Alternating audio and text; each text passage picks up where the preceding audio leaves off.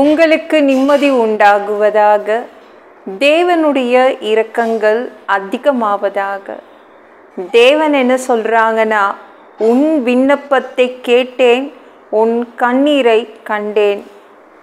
உங்கள் ப்ரேயரை தேவன் கேட்டுட்டாரு, உங்கள் கண்ணீரை அவர் பார்த்துட்டாரு. அதனால் பதில் வருதுங்க. சரிங்களா? ப்ரேயர் பண்ணிகிட்டே இருந்தீங்கள, அப்படி தானே? ஏசுக்கிட்ட எதிர்பார்த்து நின்றுட்டே இருந்தீங்க. ப்ரேயர் பண்ணி எதிர்பார்த்துட்டு நின்றுட்டே இருந்தீங்க. இவ்வளோ காக்க வச்சிட்டாரே, பயமாக இருக்கே அப்படிலாம் நினச்சிங்கள. தேவன் உங்கள் ப்ரேயரை கேட்டுட்டாருங்க. இனிமேல் துக்கமாக இருக்காதீங்க. தேவன் வந்து பதில் செய்வார். உங்கள் ஜெபத்துக்கு ஆன்சர் வருதுங்க, பதில் வருதுங்க. கேட்டுட்டார், அவ்வளோதான். சரிங்களா? சந்தோஷமா? அவர் வந்து ஜெபத்தை கேட்பாரா? சில சமயம் அதிகமாக டவுட் வரும். ஏன்னா அவர் ஓவராக காக்க வச்சிடுறாரு. சில நேரம் அப்படி பண்ணிடுறாருல. நீங்கள் கவலைப்படாதீங்க. உங்கள் ஜெபம் அவர் கேட்டுட்டாரு, அதனால் பதில் வருது. சரிங்களாங்க? அவர் கைவிட மாட்டார். நம்மளுக்கு என்ன பயம்னா, அவர் கைவிட்டுடுவாரோ, அப்போ நான் என்ன பண்ணுவேன், அந்த பயம் வந்துடுது இல்லை. நீங்கள் பயப்படாதீங்க. உங்கள் ஜெபம், நீங்கள் பண்ணின ஜெபத்துக்கு பதில் வருது. எப்போதும் நம்ம வந்து எப்படி இருக்கணும், ஜெபத்தில் பிடிவாதமாக இருக்கணும்.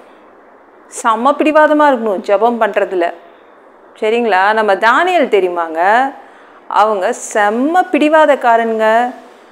தானியேல் இருக்காங்க, அவங்க பயங்கரமான ஒரு எதற்கெடுத்தாலும் பிடிவாதம் பிடிப்பாங்க. சாப்பாடா, ராஜா சாப்பாடு கொடுத்தா கூட பிடிவாதம் பிடிச்சாங்க. இல்லை, இந்த ராஜா சாப்பாடெலாம் எனக்கு வேண்டாம், எனக்கு வெஜ்ஜு கொடுங்க, நான்வெஜ்ஜு நான் சாப்பிட மாட்டேன்னாங்க. அதே மாதிரி அந்த நாட்டில், அவன் வாழ்ந்த நாட்டில் ஒரு சட்டம் போட்டாங்க. 30 நாள் 30 days ஜெபம் பண்ணாதீங்க, ப்ரேயர் பண்ணாதீங்கன்னு சொன்னாங்க.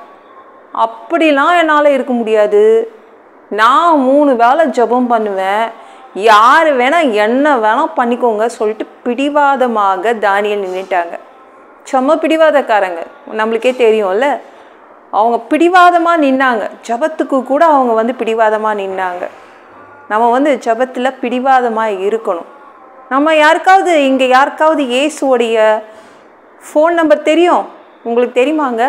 இயேசுவோடைய செல்ஃபோன் நம்பர் தெரியுமா? தெரியாது. எப்படி அவரை நம்ம வந்து தொடர்பு கொள்வது? ஜெபம். நம்ம கையில் இருக்கிற ஒன்றே ஒன்று என்னது? ஜெபம். ஜெபம் தான் செல்ஃபோன். அவரை வந்து நீங்கள் தொடர்பு கொள்வீங்க. ஜெபத்தின் மூலமாக தானே நம்ம தொடர்பு கொள்ள முடியும், அவரை அவர்கிட்ட பேச முடியும். அதனால தான் நம்ம தானியேல் ஜெபத்தை கையில் பிடிச்சி வச்சுக்கிட்டான். ஓஹோ, இந்த செல்ஃபோனை நான் யாருக்கும் கொடுக்க மாட்டேன், யாருக்காகவும் விட்டு கொடுக்க மாட்டேன், 30 நாள் கீழே வைக்க மாட்டேன்னு இந்த செல்ஃபோனை கையில் வச்சுக்கிட்டான். வேறு எப்படிங்க அவரோட தொடர்பு கொள்வது? ஜெபம் மட்டும்தான். ஜெபத்தில் பிடிவாதமாய் நில்லுங்க. சரிங்களா? நம்ம அவரோடு தொடர்பு நம்ம வந்து தொடர்பு பண்ணிகிட்டே இருக்கோம். அவர்கிட்ட போய் நம்ம பேசிகிட்டே இருக்கிறோம்ல. அப்போ என்ன ஆகுது? ஜெபத்தின் மூலமாக நம்ம பேசிக்கிட்டே இருக்கோம். அவர் என்ன பண்ணுறாரு? பதில் கொடுத்துக்கிட்டே இருக்கார். அதனால் ஜெபத்தில் பிடிவாதமாக இருங்க, ஊக்கமாக ஜெபம் பண்ணுங்க. அப்பப்போ நீங்கள் பதிலை பெற்றுக்கொள்வீங்க. சரிங்களா? அவர் இப்போ வரைக்கும் நீங்கள் பண்ண ஜெபத்தை கேட்டுட்டாரு, உங்கள் கண்ணீரை பார்த்துட்டாரு. அதனால் பயப்படாதீங்க, பதில் வரும், பெற்றுக்கொள்ளுங்க. இந்த வீடியோ பிடிச்சிருந்துச்சுன்னா மற்றவங்களுக்கு ஷேர் பண்ண மறக்காதீங்க. கர்த்தர் தாமே உங்களை ஆசீர்வதிப்பாராக. ஜெபம் பண்ணலாமா? அன்பு பிதாவே, உங்கள் பிள்ளைங்க உங்கள் பாதத்தில் வந்திருக்காங்கப்பா. சாமி, இரக்கம் செய்யுங்க, இறங்குங்க அப்பா. உங்கள் பிள்ளைங்க பண்ண ஜெபத்துக்கு நீங்கள் பதில் கொடுக்குறீங்க, நன்றி அப்பா. உங்கள் பிள்ளைங்க வடித்த கண்ணீரை நீங்கள் பார்த்துட்டீங்க, அதனால் உங்கள் பிள்ளைங்களுக்கு பதில் வருது. எல்லாம் பொல்லாத பிசாசுகள், ஏவல்கள், மந்திரங்கள், தற்கொலை ஆவிகள், பயத்தின் ஆவிகள், பலவீனப்படுத்துகின்ற ஆவிகள் எல்லாம் இயேசு என்ற பெயரினை கொண்டு துரத்துகிறேன், ஓடிப்போ. உங்கள் பிள்ளைங்கள இரத்தக்கோட்டைக்குள் மறைச்சிக்கோங்க, பரிசுத்த ஆவியால் நிரப்புங்க. ஞான ஸ்நானம் எடுக்கணும், ரட்சிப்பீராக. இயேசுவின் காயப்பட்ட தழும்புகளால் எல்லா வியாதிகளும், எல்லா பலவீனங்களும், கேன்சர் போன்ற வியாதிகளும் சரியாகுவதாக. சாமி உமக்கு நன்றி. உங்கள் பிள்ளைங்களப்பா ஆரோக்கியமாய் மாற்றுங்க, நோயாளியாய் வச்சுக்காதீங்கப்பா. மனிதனாக பிறந்தா ஜீவ புஸ்தகத்தில் பேர் இருக்கணும்.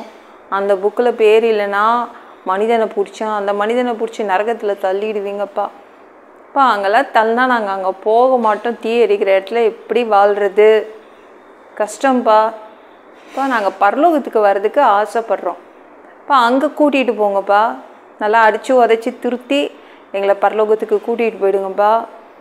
கழுவப்படாத பாவங்களெல்லாம் திரு ரத்தத்தை கொண்டு கழுவி எங்களை சுத்தமாக்கி பரலோகத்துக்கு அனுப்புங்கப்பா. 2வது தடவை கூட இந்த பூமிக்கு நீங்கள் வரப்போகிறீங்க. அதற்காக நாங்கள் இயேசுவை வணங்கி வணங்கி பரிசுத்தமாய் வாழ்ந்து வாழ்ந்து காத்துட்ருக்கோம். அந்த இமை பொழுது உங்களுக்கு ஒப்பான ஒரு உடம்பு கிடைக்கும். அதை பெற்றுக்கொண்டு ஏஞ்சல் மாதிரி பறந்து மதியவானத்தில் உங்களை சந்திக்க வருவோம். அந்த தருணத்தை நாங்கள் இழந்துடக்கூடாது. 7 வருடம் பிசாசு நடத்துகின்ற அந்தி கிறிஸ்து ஆட்சியில் எங்களை விட்டுட்டு போயிடாதீங்கப்பா. மனிதர்கள் பரிசுத்தமாக வாழ்கிறது ரொம்ப கடினம். அதற்கும் உங்கள் உதவி தேவைப்பா. ப்ளீஸ்ப்பா. 3வது தடவை இந்த பூமிக்கு வருவீங்க. 1000 வருடம் இந்த பூமியை ஆட்சி செய்வீங்க. அந்த பொற்காலத்தை நாங்கள் பார்க்க ஆசைப்படுறோம். எங்களையும் கூப்பிட்டுக்கோங்க. எல்லாவற்றையும் ஒப்பு கொடுக்குறேன். இயேசு மூலம் ஜெபம் கேளும் பிதாவே. ஆமென். நாளைக்கு பார்க்கலாம்.